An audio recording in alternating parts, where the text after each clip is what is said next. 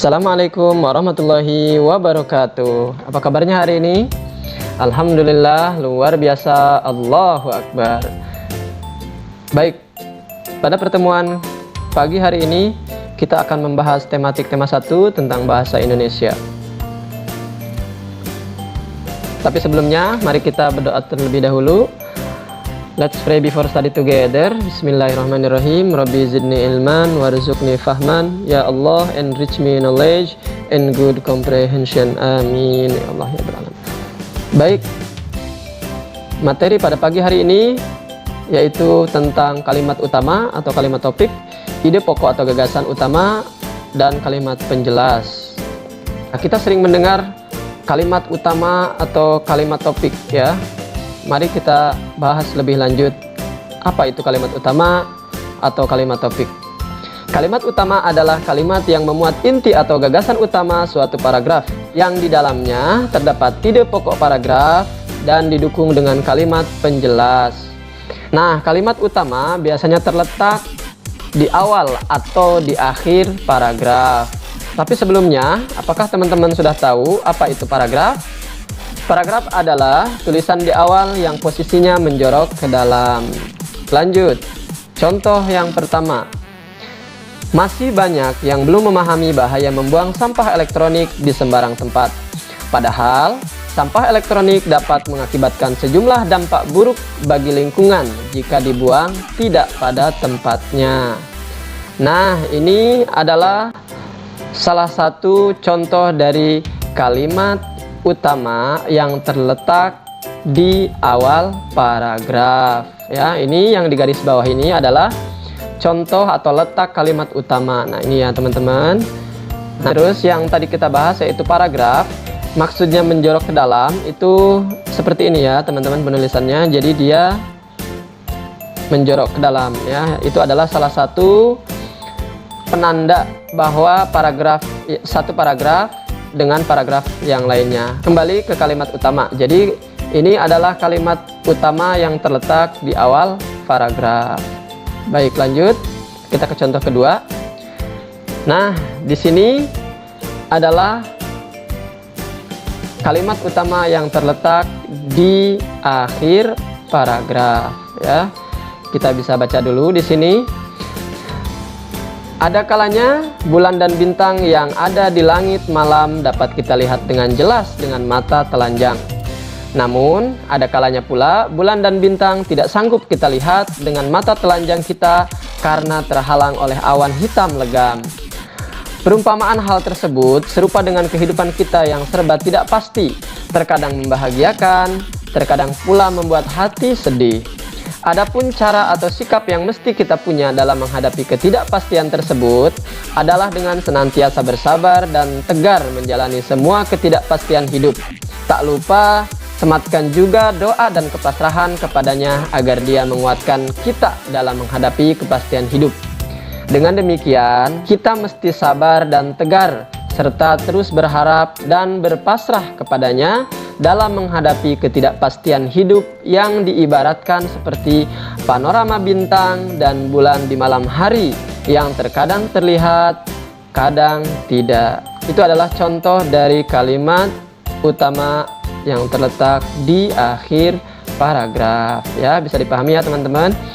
Jadi yang harus kita pahami adalah kalimat utama itu bisa terletak di awal paragraf dan di akhir paragraf. Kita lanjut, ide pokok atau gagasan utama. Nah, sekarang apa sih ide pokok itu atau gagasan utama? Ide pokok atau gagasan utama. Gagasan pokok adalah inti suatu paragraf atau ide atau gagasan yang menjadi pokok pengembangan paragraf. Ide pokok ini terdapat dalam kalimat utama. Akan tetapi tidak disajikan secara utuh dalam kalimat utama, melainkan intisari kalimat utama. Dalam suatu paragraf hanya ada satu ide pokok. Jadi dari penjelasan ini adalah ide pokok itu terdapat di dalam kalimat utama. Nah, kalimat utama itu bisa terletak di awal dan di akhir paragraf. Yang kedua yang harus kita pahami dari penjelasan ini adalah dalam satu paragraf hanya ada satu ide pokok ya, seperti itu teman-teman. Semoga bisa dipahami ya. Lanjut, kita bagaimana cara menentukan ide pokok. Yang pertama yaitu mengambil kalimat utama ya. Tadi kalimat utamanya kita sudah bahas. Mengurangi kata-kata dalam kalimat utama yang tidak perlu, membalik kalimat utama atau menyimpulkan kalimat utama ya, nanti kita akan bahas. Menyimpulkan isi paragraf ya. Baik, selanjutnya yang A, mengambil kalimat utama. Ide pokok bisa diambil langsung dari kalimat utama. Namun, ada juga beberapa kalimat utama yang tidak bisa dijadikan ide pokok. Jadi, kalimat utama bisa jadi suatu ide pokok, tetapi ide pokok belum tentu kalimat utama. Ya, lanjut. Contoh ya, mengambil kalimat utama. Buah kedondong memiliki berbagai manfaat. Buah ini bisa dijadikan bahan rujak yang lezat. Buah ini juga bisa dijadikan manisan. Nah, kalimat utama paragraf di atas adalah kalimat pertama, yakni buah kedondong memiliki berbagai manfaat. Nah, ide pokoknya sama dengan kalimat utama, sehingga ide pokoknya adalah buah kedondong memiliki berbagai manfaat. Lanjut, mengurangi kata-kata dalam kalimat utama yang tidak perlu. Dengan cara ini, kita tinggal mencari kalimat utama, kemudian mengurangi kata-kata yang tidak perlu sehingga menjadi lebih ringkas. Contohnya, buah kedondong memiliki berbagai manfaat. Buah ini bisa dijadikan rujak yang lezat. Buah ini juga bisa dijadikan manisan.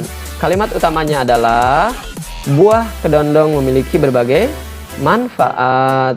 Nah, sedangkan ide pokoknya adalah kedondong memiliki berbagai manfaat. Lanjut, yang C, membalik kalimat utama atau menyimpulkan kalimat utama. Bagaimana sih membalik kalimat utama itu? Maksudnya seperti apa? Kita bahas. Cara ini termasuk cara mudah dalam mencari ide pokok. Kita tinggal mencari kalimat utama, kemudian menyimpulkannya menjadi ide pokok, atau bisa juga dengan cara membaliknya. Contoh, buah kedondong memiliki berbagai manfaat. Buah ini bisa dijadikan bahan rujak yang lezat. Buah ini juga bisa dijadikan manisan. Nah, kalimat utamanya adalah buah kedondong memiliki berbagai manfaat. Nah, ide pokoknya apa? Ide pokoknya bisa manfaat buah kedondong ya. Kita balik di sini, asalnya buah kedondong memiliki berbagai manfaat, kita tinggal balik deh, manfaat buah kedondong gitu ya. Atau juga berbagai manfaat buah kedondong. Boleh juga ya kita menggunakan berbagai manfaat buah kedondong, atau khasiat. Kalau misalkan menuliskan khasiat juga boleh. Di sini khasiat buah kedondong itu juga boleh. Nah, begitu ya. Jadi itu cara membalik kalimat utama ya, atau menyimpulkan kalimat utama. Kita simpulkan aja, oh itu adalah manfaat buah kedondong. Seperti itu ya. Ya, semoga bisa dipahami. Lanjut, yang terakhir adalah menyimpulkan isi paragraf. Ya, menyimpulkan isi paragraf digunakan untuk menentukan ide pokok. Jika kita, nah ini perlu digarisbawahi, jika kita tidak bisa menyimpulkan dari kalimat utama. Kalau teman-teman mengalami kesulitan menentukan ide pokok dan tidak bisa menyimpulkan dari kalimat utama, contohnya seperti ini. Ini adalah hewan berkaki empat. Hewan ini termasuk herbivora atau pemakan tumbuh-tumbuhan. Dagingnya menjadi komoditas pokok di Indonesia. Saat hari Idul Adha, hewan ini sering dijadikan hewan kurban. Hewan ini adalah sapi. Kalimat utamanya adalah hewan ini adalah sapi. Baik, kemudian ide pokoknya apa? Ide pokoknya adalah ciri-ciri sapi ya, karena paragraf di atas membahas tentang ciri-ciri sapi. Ini adalah contoh bagaimana cara menyimpulkan paragraf untuk menentukan ide pokok. Baik, lanjut. Yang terakhir adalah kalimat penjelas. Apa sih kalimat penjelas itu? Kalimat penjelas adalah kalimat yang berisi tentang penjelasan berupa rincian, keterangan, contoh, dan lain-lain. Kalimat penjelas baru berarti apabila dihubungkan dengan kalimat-kalimat lain dalam paragraf, dan biasanya sering memerlukan bantuan kata penghubung. Kalimat penjelas biasanya terletak setelah kalimat utama. Nah, ini yang harus digarisbawahi ya. Jadi kalimat penjelas itu biasanya terletak setelah kalimat utama. Itulah dia tadi sedikit penjelasan tentang bagaimana menentukan ide pokok atau gagasan utama dalam sebuah paragraf. Tadi juga sudah dijelaskan apa itu paragraf, apa itu kalimat utama ya. Jadi kesimpulannya adalah kalimat utama itu bisa terletak di awal dan di akhir paragraf. Ya, bisa di awal dan di akhir paragraf. Kemudian langkah-langkah untuk mencari ide pokok itu seperti yang tadi sudah dijelaskan. Nah, demikianlah tadi penjelasan singkat mengenai ide pokok atau gagasan utama ya, kalimat penjelas, paragraf dan sebagainya. Kalau misalkan masih ada yang ditanyakan, silakan nanti kita diskusi di Google Classroom. Demikian, terima kasih. Semoga bermanfaat. Assalamualaikum warahmatullahi wabarakatuh. Dadah.